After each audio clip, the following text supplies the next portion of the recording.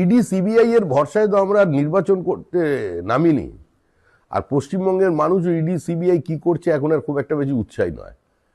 বিজেপির রাজ্য সভাপতি শ্রমিক ভট্টাচার্য খুব সুন্দর কথা বললেন যে বিজেপি ইডি সিবিআই এর উপর নির্ভর করে ভোটে লড়ছে না। ইডি সিবিআই বা এসআইআর এগুলো সমস্ত বিজেপির হাতিয়ার, সেটা নয়। তিনি টিএমসির যে বিদায় ঘণ্টা বেজে যাচ্ছে 2026-এ সেটিও তিনি যথেষ্ট স্পষ্টভাবে বললেন এবং আরও অনেকগুলি কথা তিনি খুব সুন্দরভাবে বললেন, যে কথাগুলোর রাজনৈতিক তাৎপর্য তো অবশ্যই রয়েছে। তো আপনারা নিজের কানে শুনুন যে শ্রমিক ভট্টাচার্য বিজেপির রাজ্য সভাপতি তিনি ঠিক কি বললেন ইডি সিবিআই সম্পর্কে, এসআইআর সম্পর্কে এবং 2026-এ টিএমসি যে হারছে তার অন্যতম কারণ সম্পর্কেও তিনি তুলে ধরলেন এক সুন্দর এক যুক্তি, ঠিক যে কারণে টিএমসি কিন্তু 2026-এ হারছে। তো শ্রমিক ভট্টাচার্য ঠিক কি বললেন আপনারা সরাসরি শুনে নিন। দেখুন, ইডি সিবিআই এর ভরসায় তো আমরা নির্বাচন করতে নামিনি। আর পশ্চিমবঙ্গের মানুষ ইডি সিবিআই কি করছে এখন আর খুব একটা বেশি উৎসাহী নয়। আবার বলছি, ইডি সিবিআই এর দপ্তরে তালা লাগান। क्या बात है सर, क्या बात है सर। যদি মনে করেন এসআইআর ঠিক হচ্ছে না তাহলে এসআইআরটাই বন্ধ করে দিন, যা ভোটার লিস্টে আছে তার উপরে ভোট করুন। क्या बात कर रहे हैं। ইনকাম ট্যাক্স জিএসটি কে বলে দিন কোনো নোটিশ না পাঠাতে, তাও তৃণমূল হারবে। তৃণমূল যাচ্ছে, তৃণমূল চলে গেছে।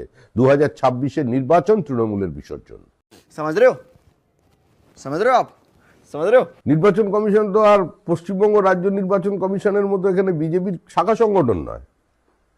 ওখানে ব্যাপারটা অন্যরকম আছে। ওখানে নির্বাচন কমিশনার কেউ গভীর রাত্রে গিয়ে নেতারা একটু অনুরাগের ছোঁয়া দিয়ে আসেন, তারপরের দিন অন্যরকম কথা বলে।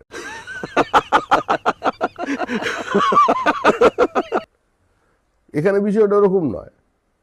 যদি পালাবার পথ না খুঁজে পান তাহলে যারা সংবিধান রক্ষাকর্তা তারা দেখবেন, তাদের দায়িত্ব, তাদের প্রশ্ন করুন, সুপ্রিম কোর্ট বুঝবে। আমাদের কি করার আছে?